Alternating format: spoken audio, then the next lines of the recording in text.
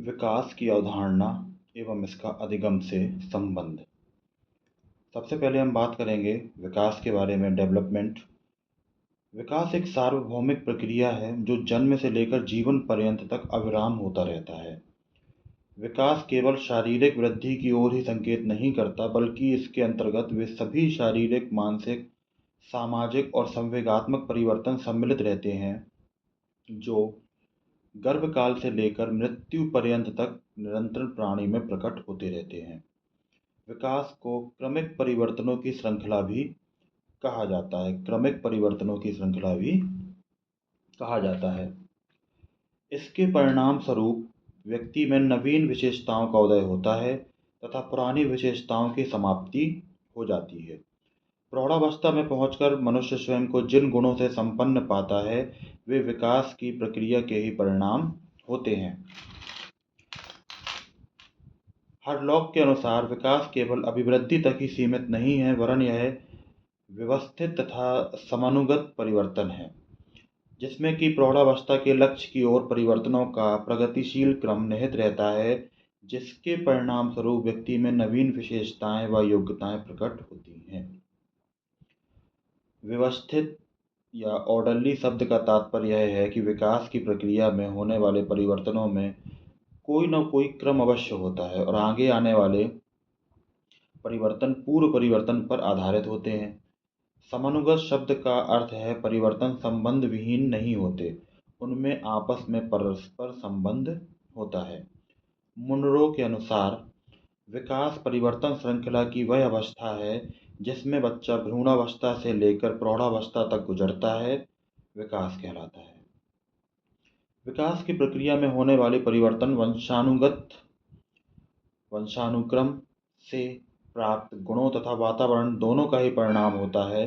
विकास की प्रक्रिया में होने वाले शारीरिक परिवर्तनों को आसानी से देखा जा सकता है, किंतु अन्य दिशाओं में होने वाले परिवर्तनों को समझने में समय लग सकता है। अब हम बात करते हैं विकास के रूप की। विकास की प्रक्रिया के 4 प्रकार होते हैं। पहला प्रकार आकार में परिवर्तन। शारीरिक विकास क्रम में निरंतर शरीर के आकार में परिवर्तन होता रहता है। आकार में होने वाले परिवर्तनों को आसानी से देखा जा सकता है। शारीरिक विकास क्रम में आयु वृद्धि के साथ साथ शरीर के आकार व भार में निरंतर परिवर्तन होता रहता है। दूसरा, अनुपात में परिवर्तन। विकास क्रम में पहले आकारों में परिवर्तन होता है, लेकिन यह परिवर्तन आनुपातिक होता है। प्राणी के शरीर के सभी अंग विकसित नहीं होते और न ही उनमें एक साथ परिपक्वता आती है, अतः सभी अंगों के विकास का एक निश्चित अनुपात नहीं होता है। उदाहरण दे सकते हैं कि शैशवावस्था में बालक स्वकेंद्रित होता है, जबकि बाल्यावस्था के आते आते वह अपने आसपास के वातावरण तथा व्यक्तियों में रुचि लेने लगता है। तीसरा, पुरानी रूपरेखा में परिवर्तन। प्राणी के विकास क्रम में नवीन विशेषताओं का उदय होने से पूर्व पुरानी विशेषताओं का लोप होता रहता है, जैसे बचपन के बालों और दांतों का समाप्त हो जाना, बचपन की अस्पष्ट ध्वनियाँ, खिसकना, घुटनों के बल चलना, रोना, चिल्लाना इत्यादि गुण समाप्त हो जाते हैं। चौथा है नए गुणों की प्राप्ति। विकास क्रम में जहाँ एक तरफ पुरानी रूपरेखा में परिवर्तन होता है, वहीं उसका स्थान नए गुण प्राप्त कर लेते हैं, जैसे स्थायी दांत निकलना, स्पष्ट उच्चारण करना, उछलना कूदना, भागने दौड़ने की क्षमताओं का विकास इत्यादि विकास क्रम में नए गुण के रूप में प्राप्त होते हैं। विकास के सिद्धांत। अब हम बात करते हैं विकास के सिद्धांतों के बारे में। विकास सार्वभौमिक तथा निरंतर चलती रहने वाली क्रिया है, लेकिन प्रत्येक प्राणी का विकास निश्चित नियमों के आधार पर ही होता है। इन नियमों के आधार पर अनेक शारीरिक व मानसिक क्रियाएं विकसित होती रहती हैं। विकास के कुछ प्रमुख नियम ये हैं, जैसे विकास एक निश्चित प्रतिरूप होता है। विकास का एक निश्चित प्रतिरूप होता है। मनुष्य का शरीर विकास की 2 दिशाओं में होता है। एक तो होता है मस्तकाधोमुखी और दूसरा निकट दूर।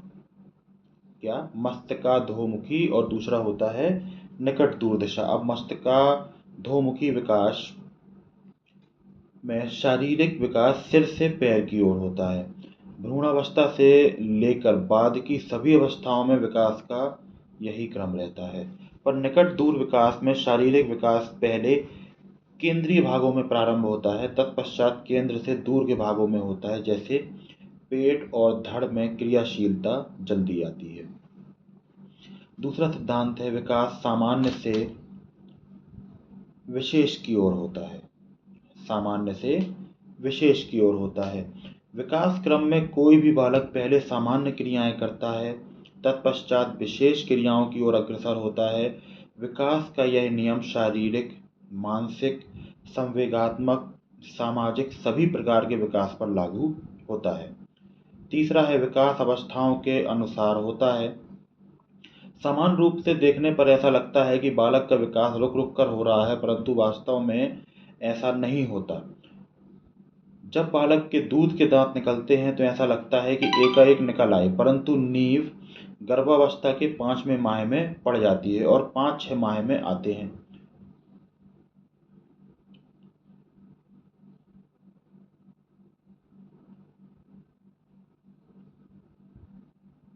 अब बात करते हैं विकास में व्यक्ति विभेद सदैव स्थिर रहते हैं।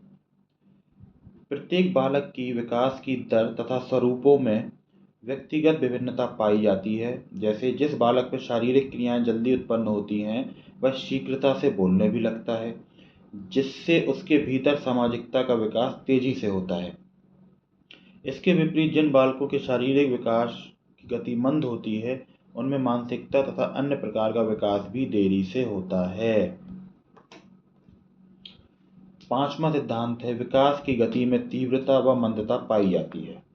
किसी भी प्राणी का विकास सदैव एक ही गति से आगे नहीं बढ़ता, उसमें निरंतर उतार चढ़ाव होते रहते हैं। जैसे विकास की अवस्था में यह गति तीव्र रहती है, उसके बाद में मंद बन जाती है। मतलब शुरुआत में ये तेजी से होता है और बाद में क्या होता है, स्लो पड़ जाता है।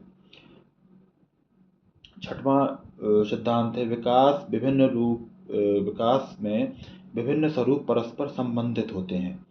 विकास में विभिन्न स्वरूप परस्पर संबंधित होते हैं। सातवां है विकास परिपक्वता और शिक्षण का परिणाम होता है। विकास परिपक्वता और शिक्षण का परिणाम होता है। बालक का विकास चाहे शारीरिक हो या मानसिक, वह परिपक्वता व शिक्षण दोनों का परिणाम होता है। परिपक्वता से तात्पर्य व्यक्ति के वंशानुक्रम द्वारा शारीरिक गुणों का विकास है।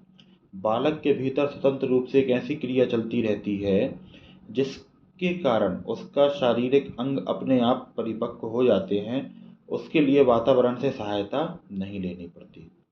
शिक्षण और अभ्यास परिपक्वता के विकास में सहायता प्रदान करते हैं। यह सीखने के लिए परिपक्व आधार तैयार करते हैं और सीखने के द्वारा व्यवहार में प्रगतिशील परिवर्तन आते हैं। विकास एक अविराम प्रक्रिया है। 8वां पॉइंट, विकास एक अविराम प्रक्रिया है। विकास एक अविराम प्रक्रिया है। प्राणी के जीवन में यह निरंतर चलती रहती है। जैसे शारीरिक विकास गर्भावस्था से लेकर परिपक्वावस्था तक निरंतर चलता रहता है, परंतु आगे चलकर वह उठने बैठने, चलने फिरने और दौड़ने भागने की क्रियाएं करने लगता है। तो ये था विकास और उसके कुछ सिद्धांत। अगले वीडियो में हम बात करेंगे विकास को प्रभावित करने वाले कारक।